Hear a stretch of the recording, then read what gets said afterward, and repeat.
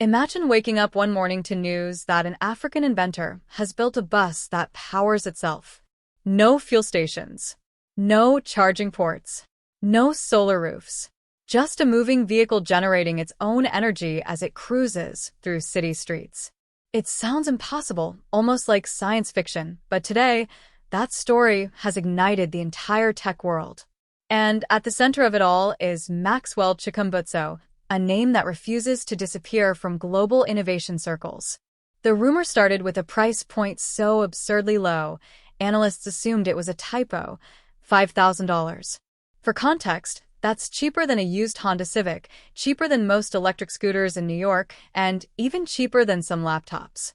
Yet Maxwell's alleged prototype wasn't a toy, it was a passenger bus, large, functional, and supposedly self-sustaining. Tech forums went into meltdown, investors scrambled for information, and skeptics sharpened their knives, demanding proof. But here's where the story gets interesting. Maxwell didn't promote a glossy marketing campaign, didn't pitch Silicon Valley investors, didn't even release technical white papers. Instead, leaked clips began circulating online, showing what appeared to be a compact electric bus moving quietly across a dusty test track. No engine noise. No fumes. And, according to those who claimed to witness it firsthand, no external power source in sight. Journalists called it a hoax, researchers called it experimental, and African innovators called it a breakthrough worth paying attention to. As debate intensified, one detail kept resurfacing. Africa's transportation systems are desperate for reinvention. Diesel costs are rising, grid power is unreliable, and infrastructure was never designed for mass EV adoption. A self-powered vehicle, if even partially feasible, could change everything. Imagine rural regions gaining mobility without fuel imports, city buses running without charging downtime, and entire fleets operating off-grid. That's the version of the future Maxwell supporters are fighting for, while critics continue to warn that extraordinary claims demand extraordinary evidence. But the real twist came when tech bloggers began digging deeper into Maxwell himself, his past inventions, his trials, his controversies, and the small but loyal group of engineers who insist his research isn't just novelty, it's disruptive. Whispers of closed-door demonstrations surfaced. Meetings with international observers. Non-disclosure agreements. Suddenly, the question wasn't, is this real? But why are so many people trying to see it for themselves? And that brings us to the moment everything changed, because for the first time, someone outside of Maxwell's inner circle was finally allowed to ride in the bus. Not a politician, not a journalist, not a billionaire tech mogul, just an ordinary commuter named Tanashi who happened to live near the test grounds. According to his account, the experience was confusing at first. He boarded expecting the sound of an ignition, the vibration of a diesel engine, the familiar smell of exhaust. But instead, there was silence. The bus rolled out of the depot like a whisper, gliding across rough terrain with nothing but the crunch of gravel beneath the tires. Tanashi's testimony spread like wildfire across social media, attracting both curiosity and ridicule. Skeptics demanded telemetry data, voltage charts, and physics models. Supporters pointed out that revolution rarely starts with perfect documentation. It starts with prototypes that shouldn't exist, doing things they're not supposed to do. Meanwhile, Maxwell himself remained characteristically quiet, letting speculation do the marketing he never paid for. But here's where the narrative takes a strategic turn. If you follow the trail closely, you'll notice Maxwell's focus isn't fame, it's validation. And that validation finally came from an unexpected corner of the world, Kenya. A small Nairobi-based transport group reportedly reached out, offering closed-run test routes and operational data exchange. The logic was simple. If the bus can prove itself in real-world African conditions, heat, dust, traffic, voltage instability, then the theory becomes a measurable claim. Within days, satellite images, leaked photos, and shaky phone videos showed a compact bus cruising through industrial Nairobi, no charging stations in sight. Engineers claimed they couldn't identify the energy source. Bloggers claimed it was staged. Conspiracy theorists began suggesting hidden fuel systems. But while everyone argued over the how, they missed the bigger question. If a self-powered bus is even partially achievable, what does it mean for Africa's future? Because think about it. Transportation is one of the biggest financial burdens for developing economies. Fuel subsidies strain governments. Imported spare parts drain budgets. Charging stations require infrastructure many regions simply don't have. A vehicle that can operate independently, even for limited periods, rewrites the rules of mobility. It grants freedom to rural schools, medical teams, supply chains, and small businesses. It decentralizes energy distribution. It breaks the idea that innovation must come from outside Africa. By the time global media outlets caught on, the narrative had already shifted. This wasn't about an inventor and his bus anymore. It was about an entire continent positioning itself differently in the innovation conversation. Africa wasn't just adopting technology, it was producing it. And Maxwell's prototype, verified or not, became a symbol of that transition. But behind the symbolism, something else was happening quietly. Invitations were being extended, meetings scheduled, research groups formed, private labs requesting demonstrations. And in the middle of this momentum was a single unanswered question that would set the tone for what came next. If the bus doesn't need external charging, what exactly is powering it? Some pointed to exotic energy harvesting systems. Others speculated about kinetic regeneration, magnetic induction, or even unconventional RF energy capture. The more realistic analysts suggested it could be a hybrid of multiple experimental power modules working in tandem. But the truth was, nobody outside Maxwell's small circle knew for sure. And the lack of certainty only added fuel to the global debate. Then came the first significant leak. A blurry blueprint, posted anonymously on a Zambian tech forum, seemed to show a sealed energy unit mounted beneath the floor of the bus. The document referenced terms like closed-loop power feedback, reactive energy recovery, and zero-input operational mode. To the untrained eye, it looked like sci-fi jargon. To electrical engineers, it looked like someone was attempting to build a system that recycles its own energy far beyond traditional regeneration limits. The leak was dismissed by many as fake. But a week later, a Nairobi engineer claimed he had seen the sealed module in person. According to him, it wasn't large, it wasn't noisy, and it didn't resemble a combustion engine or a standard battery pack. It was compact, shielded, and self-contained, more like a black box than a drivetrain. That single claim sent online energy forums into a frenzy. Some demanded Maxwell publish peer-reviewed papers. Others argued that disruptive prototypes rarely emerge from academia first. They emerge from garages, backyards, and makeshift labs. And while all of this played out online, Maxwell continued testing offline. The Kenya trial phase evolved quietly. The bus endured steep inclines, uneven roads, market traffic, and long stretches of open highway. Drivers reported no refueling stops, no charging downtime, and consistent operational performance. If the logs are real, the bus completed 62 hours of distributed driving in 1 week, with no recorded power source swap. That's the kind of statistic that makes investors lean forward in their chairs. Major automotive blogs finally caught wind. Articles began popping up with titles like Africa's Impossible Bus and Could Self-Powered Transport Be Real? Within days, mainstream outlets followed. The conversation moved from fringe tech corners to primetime interviews.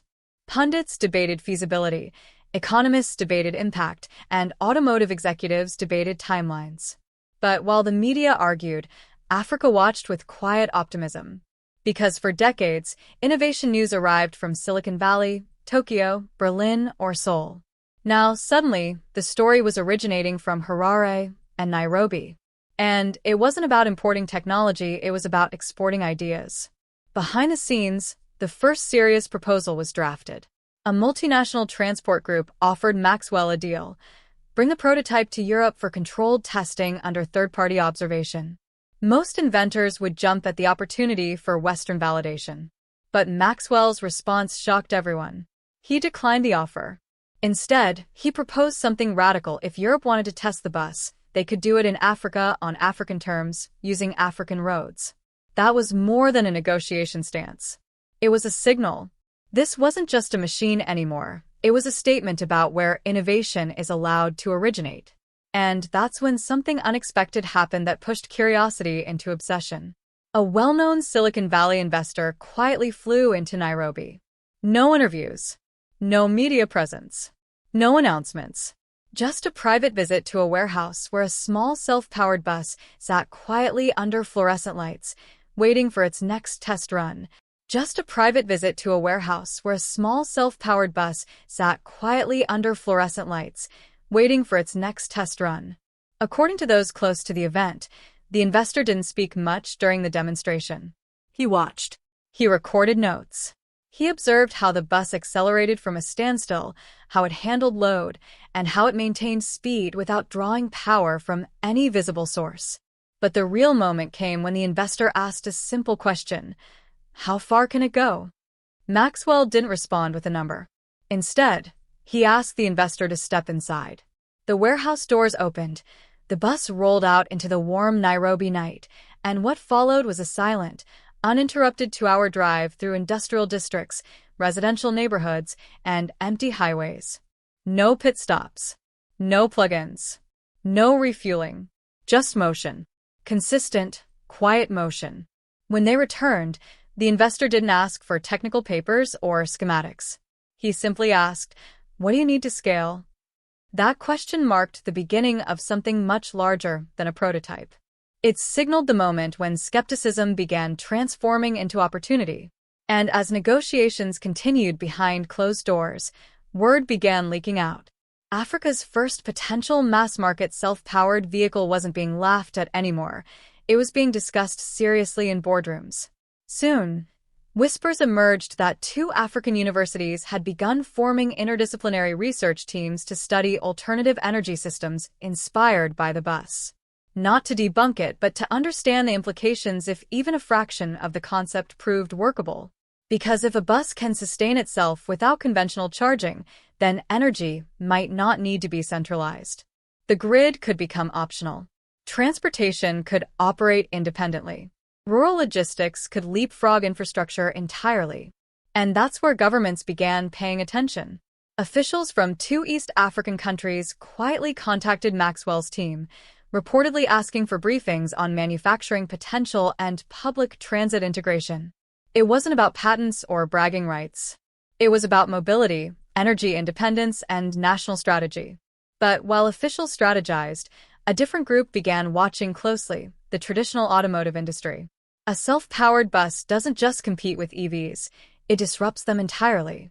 For decades, the automotive world has been structured around fuel stations, charging networks, engine servicing, and battery replacement cycles.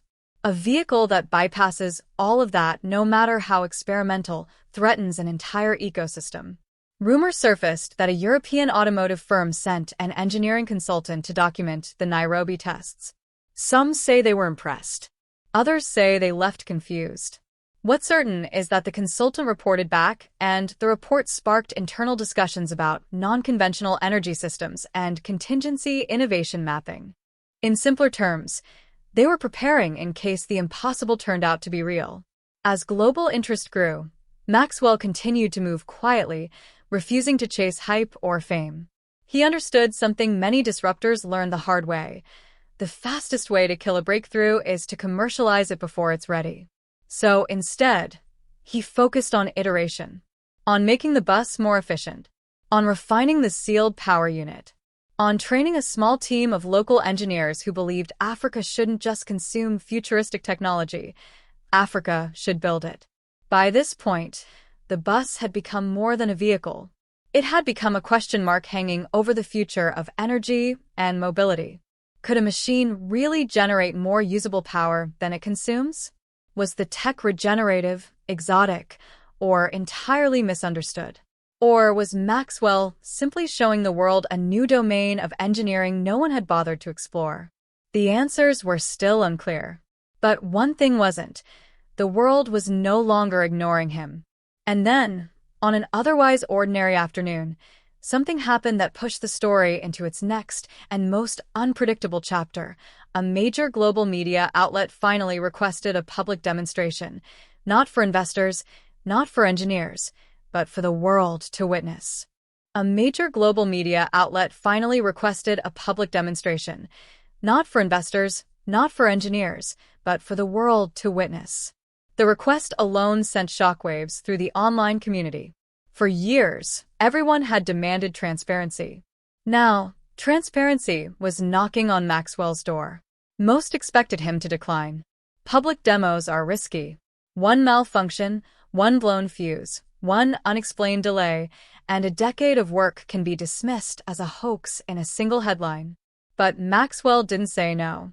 He didn't say yes either. Instead, he invited the outlet to send a small crew, off camera, to observe a closed test. If they found nothing worth reporting, the story would die quietly. If they found something, the world would know soon enough.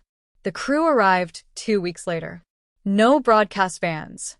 No press badges.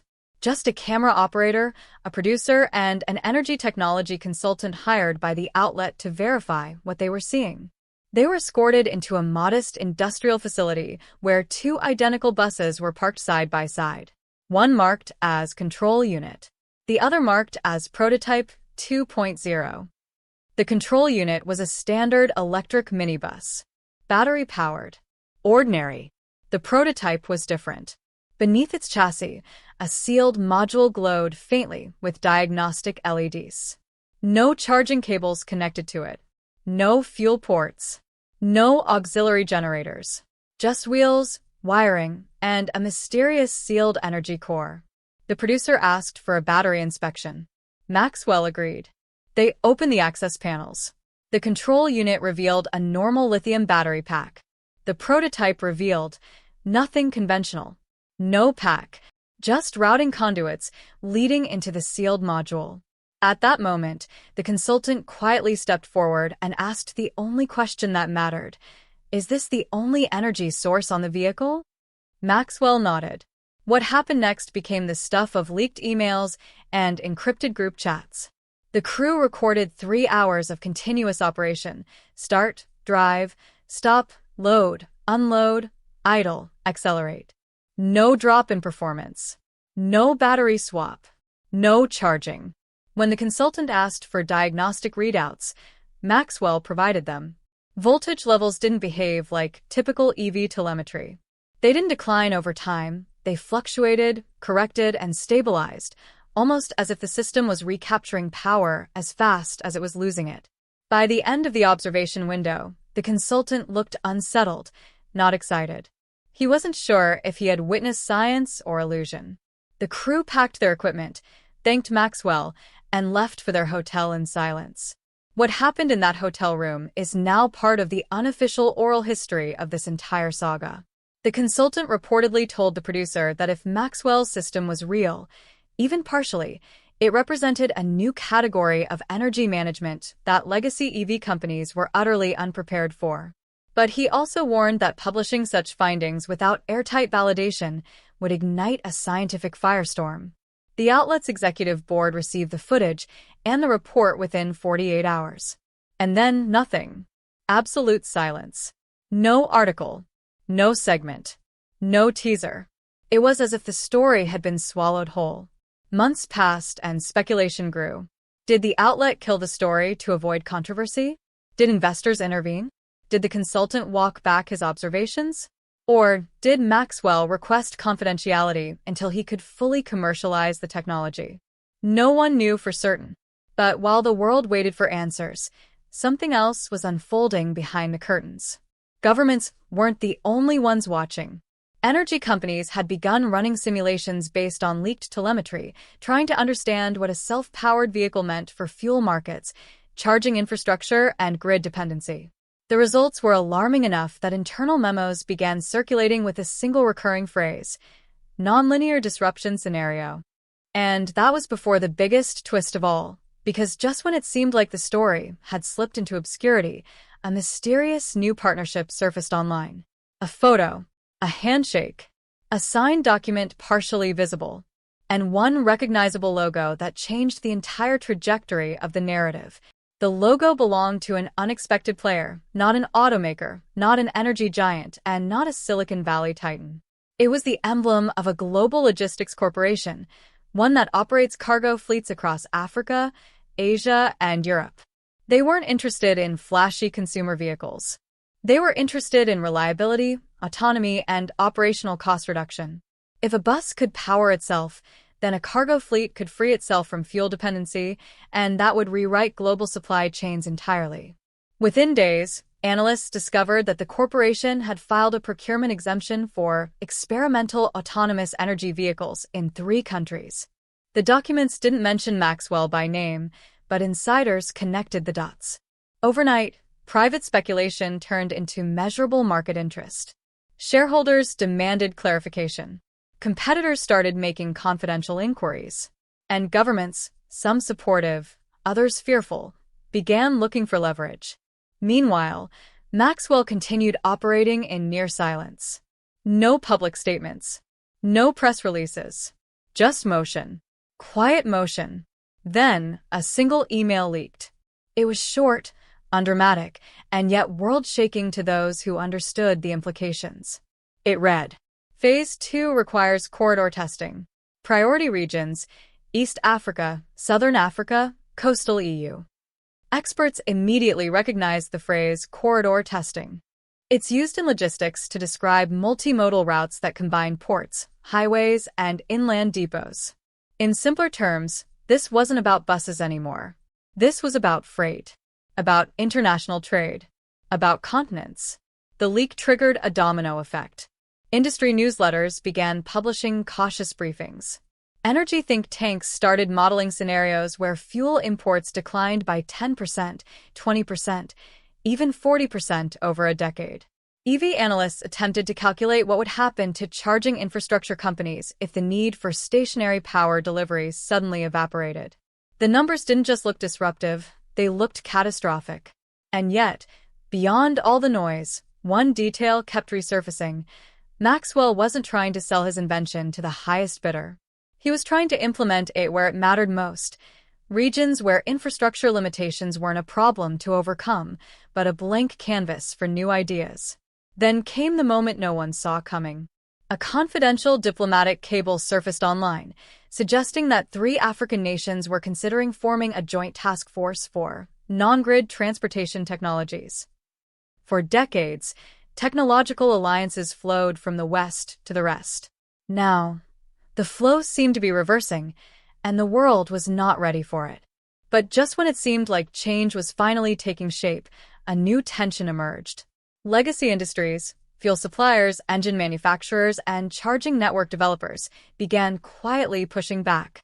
Not loudly, not publicly, but through think pieces, skeptical panels, and expert roundtables warning that self-powered vehicles violated known laws of physics. Maybe they did. Maybe they didn't. But the point was no longer about physics. It was about power. Economic power. Political power. And the fear of losing both. And in the middle of that tension, Maxwell made his most calculated move yet. He didn't defend himself. He didn't debate skeptics.